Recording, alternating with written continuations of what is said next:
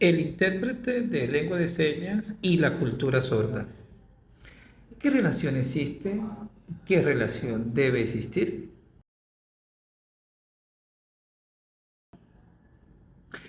A través de los años, más o menos en los últimos 10, 20 años, nos hemos dado cuenta que en algunos países, específicamente en Colombia, una de las situaciones que se ha presentado a tipo de conflicto, coloco esta imagen para relacionar el tema, de una película muy famosa que se nos mostró a todos los que queríamos ver la película que había un conflicto entre dos seres muy poderosos.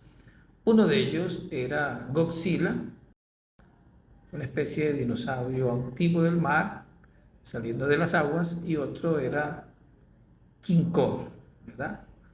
Con fortaleza y todo lo demás. Exageradamente grandes los dos, fuertes, con mucha potencia.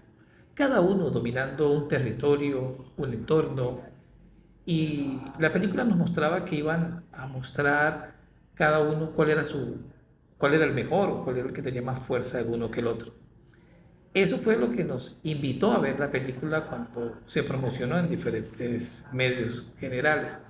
Y todos los que asistimos, entre esos hablo en primera persona, entramos a ver la película, teníamos esa expectativa de cómo se iba a resolver ese conflicto y quién iba a ganar en ese conflicto.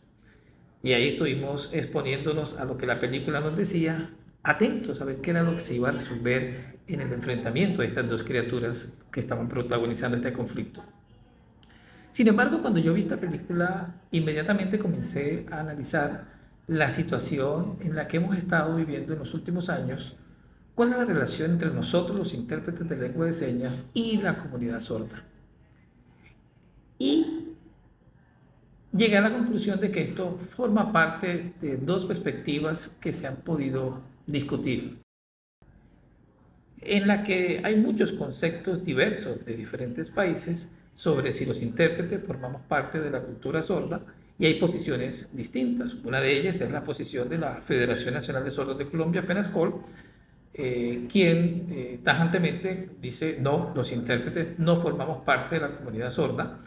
Pero existen otros conceptos de otras federaciones, como la de España u otros países de Europa, y asociaciones de personas sordas, que dicen que sí, que las personas intérpretes sí pueden formar parte de la comunidad sorda. Entonces ahí tenemos una disyuntiva entre posiciones dispersas, perspectivas distintas, que nos ponen a pensar: ¿formamos o no formamos parte de la comunidad sorda? Sin embargo, antes de juzgar esta situación, hay que entender cuál ha sido la posición de unos y cuál ha sido la posición de otros, y los antecedentes históricos que han llevado a esta conclusión y los contextos que eso lleva.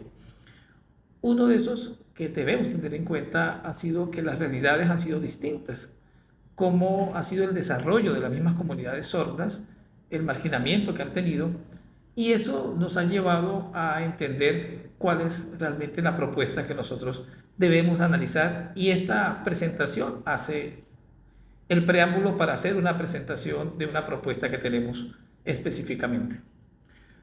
Para eso me he basado en dos publicaciones que les dejaré al final de la publicación los nombres de la bibliografía de estas dos publicaciones, y de esas he extraído una línea del tiempo sobre cuál ha sido el desarrollo de los perfiles del rol de los intérpretes a medida que ha venido configurándose la profesión de interpretación. En primer punto encontramos en los años 70, 1970, la figura, y muchos, 1960, perdón, y mucho antes, la figura de los intérpretes ayudadores.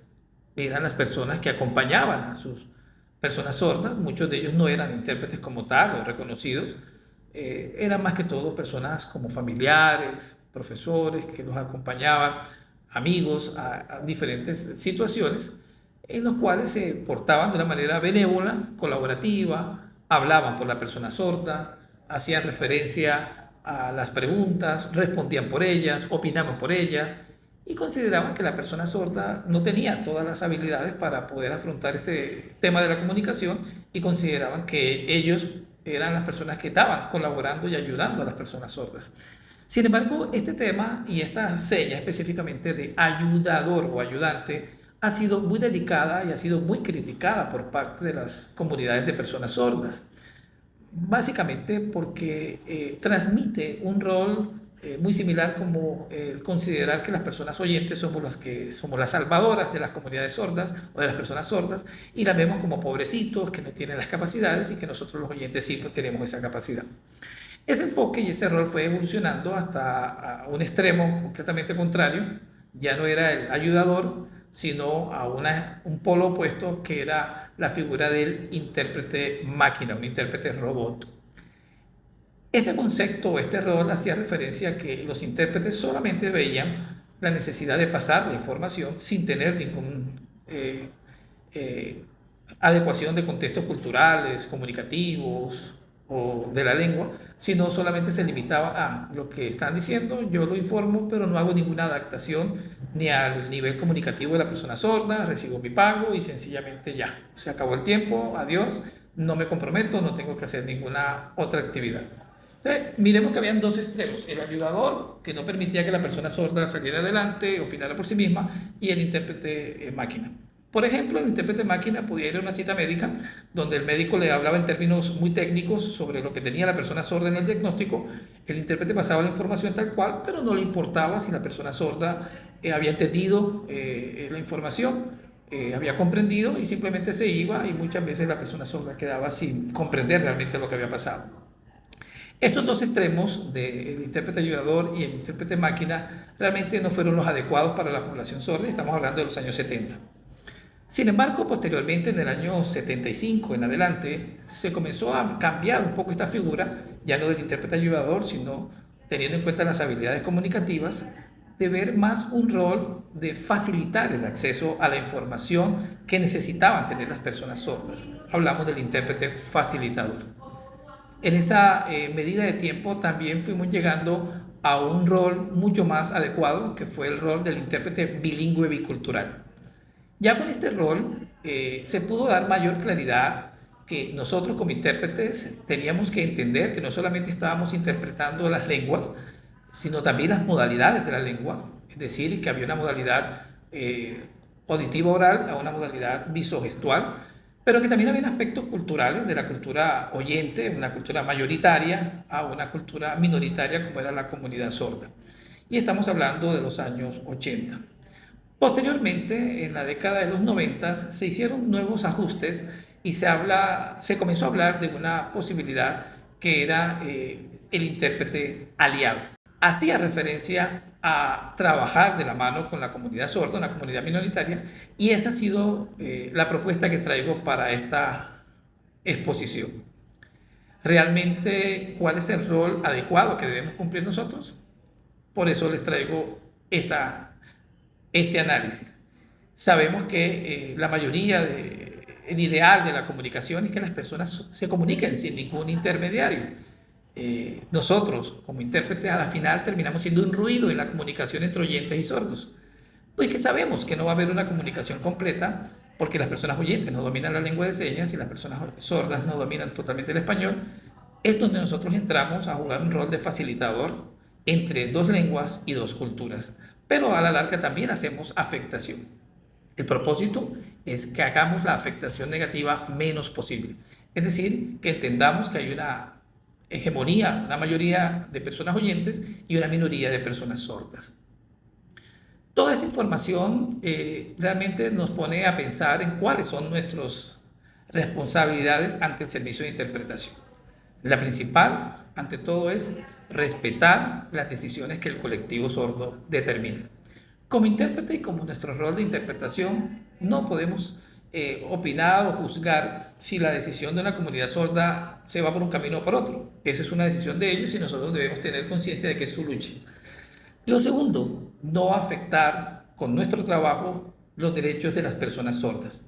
Tener en cuenta que somos una comunidad que está prestando un servicio, que estamos facilitando un servicio, pero que es una responsabilidad de una comunidad que ha sido marginada por años hacer adelante y sacar adelante sus luchas. Y para eso es importante el acceso a la información y el derecho a la comunicación. Una tercera responsabilidad de nuestro trabajo es ser realmente conscientes de lo que estamos haciendo y ser éticos. Y por último, la propuesta que hemos estado conversando, de convertirnos y ser aliados de la comunidad sorda. Nosotros no vamos a reemplazar a la comunidad sorda ni somos los llamados a liderar estas luchas en ningún momento. Es la responsabilidad de las mismas comunidades sordas gestionar sus luchas y nosotros desde el rol de la interpretación ser unos aliados de la comunicación. Entonces, ¿a qué comunidad estamos perteneciendo? ¿A la comunidad sorda? No. Estamos hablando de una comunidad señante. Nosotros como intérpretes sí formamos parte de una comunidad, es la comunidad señante, una comunidad en la cual nosotros como usuarios de la lengua, que en muchos casos somos hasta modelos de la lengua para los niños, tenemos que entender que es nuestra responsabilidad ser éticos en este proceso. Entonces, ¿en qué quedó el conflicto? ¿Se acuerdan de King Kong y de Godzilla? Bueno, cuando nos vimos la película al final, todos nos caímos en cuenta de que el problema no era ni Godzilla ni King Kong. Y hoy día se ha comparado mucho ese problema o ese conflicto a la lucha entre oyentes, intérpretes y personas sordas. Pero ese no es el conflicto. Al final de la película nos dimos cuenta que estos dos, aparentemente líderes en conflicto, los King Kong y Godzilla, lo que hicieron fue darse cuenta que ellos no eran los enemigos en ese momento, que el enemigo era un robot, ¿verdad? Un mega Godzilla que estaba destruyendo la humanidad. Y finalmente tanto Godzilla como King Kong tuvieron que trabajar juntos contra esa amenaza. Esa es la conclusión. Nosotros, las personas intérpretes, debemos trabajar de la mano con las personas sordas para atacar la verdadera amenaza que no respeta a la comunidad sorda y no respeta la lengua de señas. Muchas gracias.